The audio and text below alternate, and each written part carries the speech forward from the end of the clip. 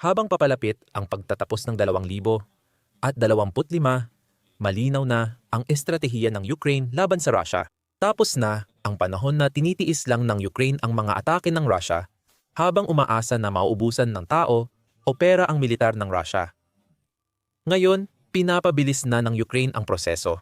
Ang malalalim na pag-atake sa Russia ay nagpapahina sa makinarya ng digmaan nito. At kamakailan ay nagtagumpay ang Ukraine sa malaking operasyon. Ginawa nila ito gamit ang United Kingdom missile.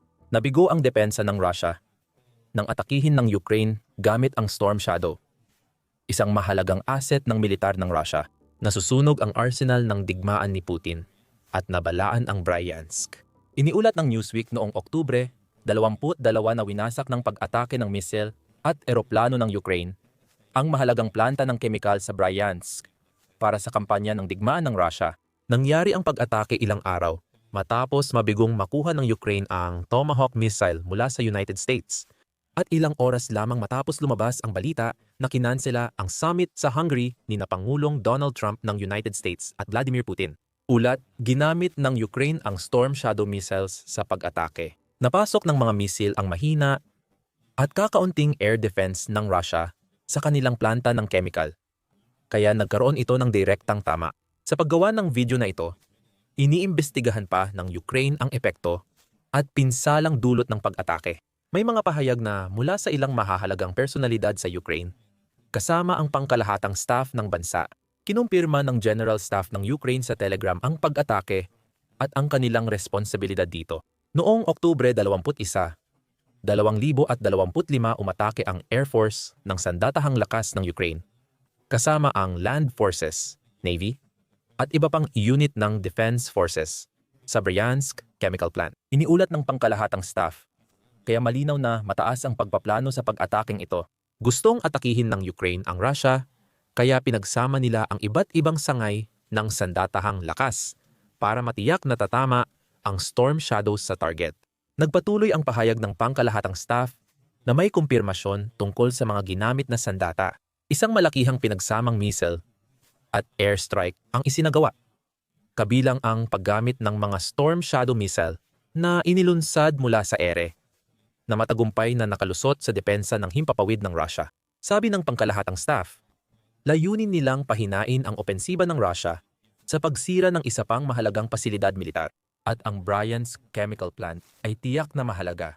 Sa ulat noong Oktubre 21, sinabi ng Kiev Independent ang pag-atake ng Ukraine sa Bryansk. Ang planta ng chemical sa rehiyon ay responsable sa paggawa ng ilang produkto na kailangan ng Russia para sa kanilang pagsisikap sa digmaan. Kasama rito ang mga pangunahing produkto gaya ng pulbura at pampasabog na gamit ng sundalong Ruso. Gayunpaman, gumagawa rin ang planta ng rocket fuel parts, kaya malaking panalo ito para sa Ukraine.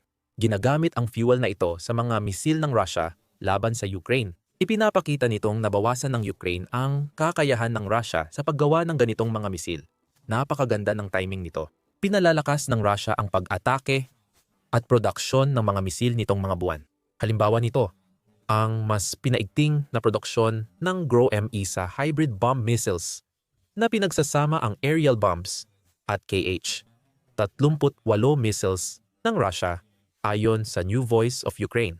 Kung mapasama sa malawakang produksyon ng Russia, ang mga sandatang ito na abot 600 at 25 milya, maaaring magdulot ito ng malaking pinsala sa Ukraine. Kung mas maraming rocket fuel ang kayang ipagkait ng Ukraine sa Russia, mas hindi magiging matindi ang mga susunod nitong pag-atake gamit ang rocket at missile. Iyan ang dahilan kaya tinarget ang Bryansk Chemical Plant. Kailangan mo pa ba ng ebidensya ng halaga ng planta? Napansin ng mga kaalyado ng Ukraine sa kanluran ang kailangan gambalain ang operasyon ng pasilidad. Noong Setyembre 12 iniulat ng Kiev Independent na nagpatupad ang United Kingdom ng bagong parusa laban sa Russia, kabilang ang ilang tumarget sa planta. Pinatawan din ng parusa ng Estados Unidos ang pasilidad. Ang pagiging malapit nito sa Ukraine ay isa ring problema.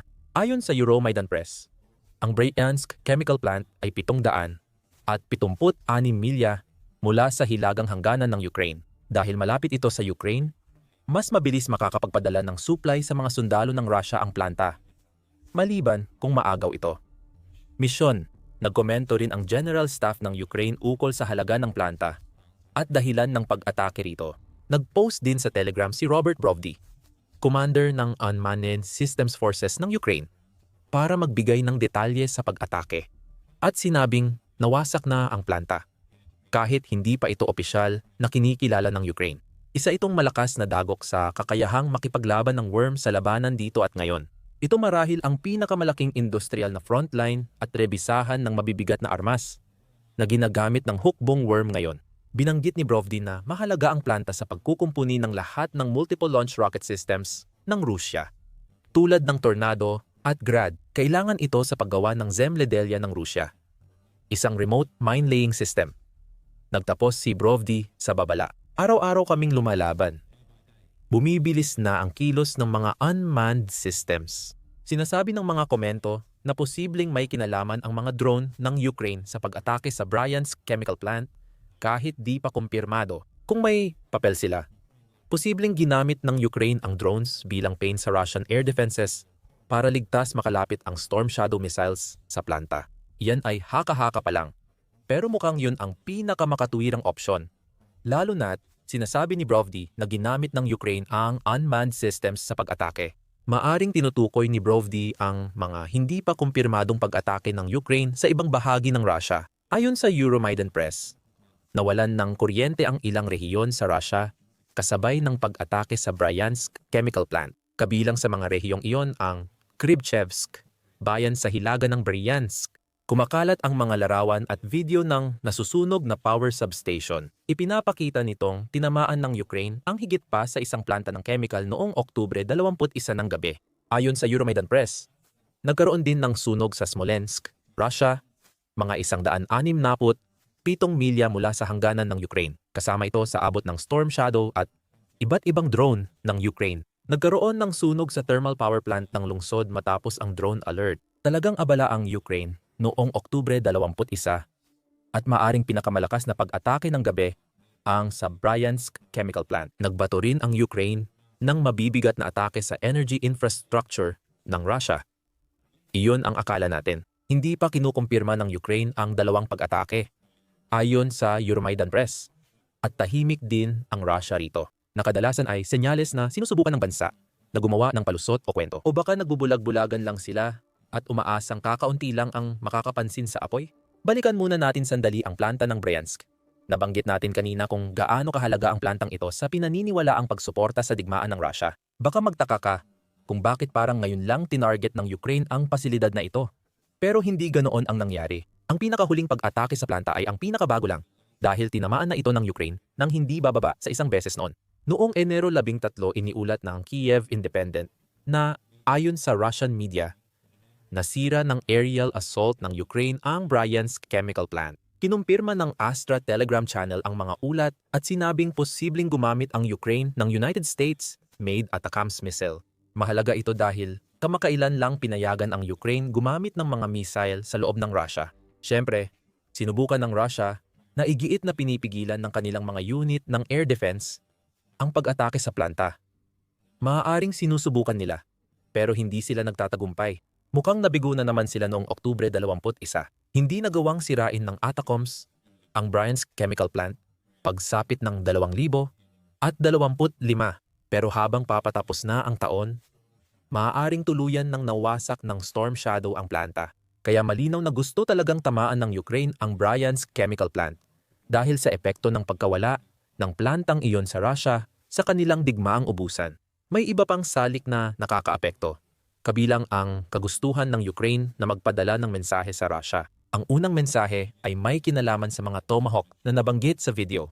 Bago ang pag-atake sa Bryansk, kumalat ang balita na maaaring bigyan ng United States ng Tomahawk missiles ang Ukraine. Isang malaking bagay sana. Noong Oktubre 13, iminungkahi ni Trump na maaaring magpadala ang United States ng ilan sa mga missile na iyon. Sa pamamagitan ng Tomahawk, magkakaroon sana ng missile ang Ukraine na may abot na 1,000 at 500 milya na magpapahintulot dito na umatake hanggang sa kaibuturan ng Russia. Magiging target sana ang Moscow at ang mga oil refinery na ilang buwan nang tinatamaan ng Ukraine gamit ang kanilang mga drone. Maaaring tuluyan ng masira imbes na masira lang. Sa kasamaang palad para sa Ukraine, hindi darating ang mga Tomahawk. Ginagamit ng United States ang banta ng malalakas na misail para kumbinsihin si Putin na makipagnegosasyon. Noong Oktubre 17 iniulat ng British Broadcasting Corporation na tinanggihan ni Trump ang mungkahing magpadala ng Tomahawk sa Ukraine ilang araw matapos niya itong imungkahi. Sa pagpupulong kay Pangulong Volodymyr Zelensky sa White House, umalis siyang walang nakuha at ipinaliwanag na tumutol si Trump sa Tomahawk dahil ayaw ng United States ng paglala. Ang gusto ng United States ay makipag-usap si Putin kay Trump. Mukhang iyon ang plano matapos ang pagpupulong ni Trump kay Zelensky. Balak ng Pangulo ng United States na makipagkita kay Putin sa Hungary. Kinansela na ang summit na iyon. Sabi ni Trump ayaw niyang mag-aksaya ng oras sa pagpupulong na tingin niya'y walang saysay. Maaring magdala iyon ng pag-asa sa Ukraine. Kung hindi sapat ang banta ng mga misail para mapanegosasyon si Putin, baka ang aktual na pagpapadala nito ang magpabago ng isip niya. Alam na ng Russia na hindi aasahan ng Ukraine ang United States sa Tomahawk. Ano man ang mangyari, ginawa ng Ukraine ang pag-atake sa Bryansk chemical plant para ipakita kay Putin na kaya pa rin nilang magdulot ng pinsala kung walang cruise missiles ng Amerika. Hindi kasing layo ng Tomahawk ang abot ng Storm Shadow na nasa 180 milya lang. Gusto ng Ukraine ipaalam sa Russia na marami pa silang mahalagang pasilidad na kayang abutin ng kanilang armas. Isa rito ang Bryansk chemical plant na posibleng wala na ngayon sa digmaan sa Ukraine. Unang mensahe ng Ukraine, hindi nila kailangan ng Tomahawk missiles para makapinsala. Ikalawa, tungkol sa paghihiganti. Patuloy na inaatake ng Russia ang Ukraine at nais ni Zelensky ipakita kay Putin na kaya nilang gumante. Ang pinakabagong pag-atake ng Russia ay kasunod ng pagkansela ng pagpupulong ni Putin kay Trump at ng pag-atake sa Bryansk chemical plant. Muling pinatunayan ni Putin na ang kapayapaan ang pinakamalayo sa kanyang isipan sa pamamagitan ng pag-ataking ito. Noong Oktubre 22 iniulat ng Newsweek na naglunsad ang Russia ng malawakang airstrike sa Ukraine ilang oras matapos mabalitaang kinansela ang pagpupulong. Nagbunga ng matinding pinsala ang pag-atake. Hindi bababa sa 7 tao ang napatay sa isang pag-atake na ayon kay Zelensky ay mga karaniwang lungsod ang tinarget at hindi mga lehitimong target militar. Ayon sa Newsweek, 2 sa mga batang namatay ay kabilang sa 6 na nasawi sa Kiev. Habang patuloy ang paghahanap ng mga rescuer sa mga guho, maaaring madagdagan pa ang bilang ng namatay habang may bagong balita. 19 pang tao ang nasugatan sa lungsod ng Kiev lamang at 9 sa kanila ang kinailangang dalhin sa ospital para gamutin. Sa Kharkiv, tinarget ng Russia ang isang kindergarten. Dagdag pa ng Newsweek, isang utility worker ang napatay sa pag-ataking ito. 7 pang tao ang nasugatan. Ito ang pagkakaiba ng mga long-range strike ng Russia at Ukraine. Ang Russia, bagamat sinasabing tinatarget ang energy infrastructure ng Ukraine noong Oktubre 22, ay hindi naman alintana kung saan tumatama ang mga missile at drone nito. Kung may mapatay silang sibilyan, ayos lang sa kanila. Lalo nilang tinatakot ang mga Ukrainian. Prioridad ng Ukraine ang eksaktong pag-atake sa mga pasilidad na sumusuporta sa digmaan ng Russia, gaya ng Bryansk chemical plant. Ang ganitong uri ng mga pag-atake ng Russia ay naging bahagi ng estratehiya ni Putin mula nang magsimula ang digmaan. Ayon sa statista, 13,883 na sibilyang Ukrainian ang namatay dahil sa mga airstrike at pag-atake ng Russia mula nang magsimula ang digmaan. Ang paghihiganting ito ay bunga ng kalupitang nagtulak sa aksyon ng Ukraine sa Bryansk. At mismong si Zelensky ang nagsabi ng puntong iyon. Noong Oktubre 19 ilang araw bago ang pag-atake sa Bryansk, nagtalumpati ang presidente ng Ukraine sa kanyang mga kababayan. Sa talumpating iyon, sinabi ni Zelensky na nakipag-usap siya sa Commander-in-Chief ng militar ng Ukraine, si Oleksandr Siersky, tungkol sa kakayahan ng Ukraine sa long-range na mga armas. Sapat na ngayon ang mga kakayahang iyon para gantihan ng Ukraine ang bawat atake ng Russia. Kahit may ilang pagkakaiba, gaya ng nabanggit natin kanina, ang Russia ay umaatake sa mga sibilyan. Samantalang ang Ukraine ay tumatarget sa makinarya ng digmaan ng Russia. Ang Bryansk chemical plant ay pinakabagong halimbawa lamang at gusto ng Ukraine na malaman ni Putin na wala ni isa mang ginagawa ng Russia ang palalampasin ng walang kaparusahan. Sa paghahatid ng dalawang mensaheng iyon, makakapag-focus na ngayon ang Ukraine sa pagpapatuloy ng long-range na estratehiya na napatunayang epektibo nitong nakaraang taon o higit pa ng digmaan. Kung may pinatunayan man ang Oktubre 21 iyon na ngayon, ang Storm Shadow ay nananatiling isang napaka-epektibong sandata para sa Ukraine. basta't makakahanap ang bansa ng tamang mga target. Ang mga misil na ito, na matagal nang hawak ng Ukraine pero ginamit lang sa Russia mula Nobyembre 2024, ay mas malakas kaysa karamihan ng drone na ginagamit ng Ukraine sa long-range na pag-atake. Binuo sa pakikipagtulungan ng United Kingdom at Pransya na tinatawag itong Scalp missiles ng huli, ang Storm Shadow ay kayang maglakbay ng humigit kumulang 155 milya at maaaring ilunsad mula sa isang eroplano. Iyon ang dahilan ng ulat na ang pag-atake sa Bryansk Chemical Plant ay gamit ang misil at eroplano. Kailangan munang mailapit ng Ukraine ang kanilang fighter jet sa tamang distansya. Pero dahil sa abot ng Storm Shadow, masisiguro nilang magagawa nila ito mula sa loob ng kanilang sariling teritoryo. Kapag pinakawalan na, ang Storm Shadow missile ay kayang maglakbay ng halos kasing bilis ng tunog. Ayon sa ulat ng British Broadcasting Corporation, pinakamahalaga, ang missile ay sumusunod sa hugis ng lupa habang lumilipad ito sa mababang altitude, kaya mahirap para sa mga air defense system na subaybayan ang galaw nito. Habang papalapit ito sa target, ang Storm Shadow ay bumababa at pinapaputok ang Broach Penetrator na may kasunod na high explosive warhead. Kaya rin, initong tumagos. At ayon sa British Broadcasting Corporation, perpekto ang missile na ito para sirain ang matitibay na bunker at imbakan ng bala. Malamang walang sapat na armor ang Bryansk Chemical Plant, kaya madaling targetin ng Storm Shadow. Ang dalawang kahinaan ng missile na ito ay ang medyo maikli nitong abot, lalo na kung ikukumpara sa mga long-range drone ng Ukraine. At ang presyo nitong umaabot ng 1 milyon. Dapat mag-ingat ang Ukraine sa paggamit ng Storm Shadow. Ipinapakita ng Oktubre 21 ang resulta kapag tama ang target ng Ukraine at koordinado ang pag-atake para makarating ang Storm Shadow missile sa tamang lugar. Posibleng tinulungan ng Russia ang Ukraine sa pag-atake. Gaano kaayos? Batay sa ulat ng Ministry of Finance ng Ukraine, sa halos 4 na taong digmaan, nawala sa Russia ang 1,200 at 20 anti-aircraft warfare equipment. Dahil manipis na ang air defenses nila, napipilitan ang Russia na unahin ang proteksyon ng ilang kagamitan. Hindi napigilan ng inilagay ng Russia sa Bryansk Chemical Plant ang Storm Shadow missile. Sinamantala ito ng Ukraine. Ngunit nais pa nilang gumawa ng higit pa. Ayon sa Euromaidan Press, sinusubukan ng bansa na iangat ang deep strike campaign sa antas na di pa naranasan ng Russia sa digmaan. Kailangan ng Ukraine ng mga misil para magawa iyon. Gumagawa ang Ukraine ng mga sariling misil tulad ng Flamingo, na ayon sa Kyiv Post ay malakas at abot kaya para baguhin ang estratehikong balanse sa Europa. Kailangan pa rin ng Ukraine ng dagdag na misil mula sa mga kaalyado at wala pang usapan tungkol sa Tomahawk sa ngayon. Gayunpaman, iminungkahi ni Brigham McCown, isang senior fellow ng Hudson Institute, na kailangan ng Ukraine ng daan-daang bagong misil upang maiangat pa ang kanilang deep strike strategy sa susunod na antas. Maaaring magdagdag ng Storm Shadow ang United Kingdom at France para matulungan ang Ukraine. O baka kailangang gumawa ng sariling misil ng Ukraine. Mukhang magkakaroon na ng mas malawak na kalayaan ang Ukraine sa paggamit ng kanlurang mga misil, anuman ang paraan.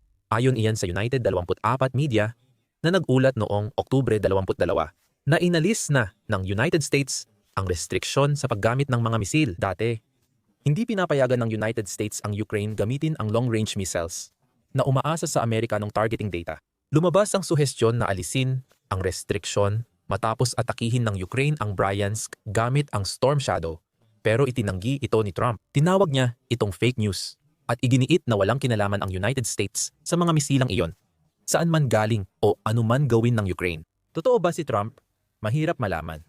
Matapos makansela ang summit ng Hungary kay Putin, posibleng may galit na nararamdaman ang presidente ng United States dahil sa kanyang layunin para sa kapayapaan sa Ukraine ay muling humarap sa panibagong balakid. Maaaring senyales ang Oktubre 21 na inalis na ni Trump ang mga restriksyon laban sa ganitong pag-atake na maganda para sa kampanya ng malalimang pag-atake ng Ukraine. Para sa Rusya, ang sunog sa chemical na planta sa Bryansk ay maaaring senyales ng posibleng hinaharap ng bansa. Isa pang maaaring mangyari sa Rusya ay ang pagkakaroon ng Ukraine na suportado ng tropa ng ibang bansa. Ayon sa United Kingdom, handa nang pumasok sa Ukraine ang mga tropang Europeo at nagsimula na ang countdown. Alamin pa sa aming video at mag-subscribe sa The Military Show para sa updates sa matagumpay na pag-atake ng Ukraine sa militar ng Rusya. Salamat sa panonood.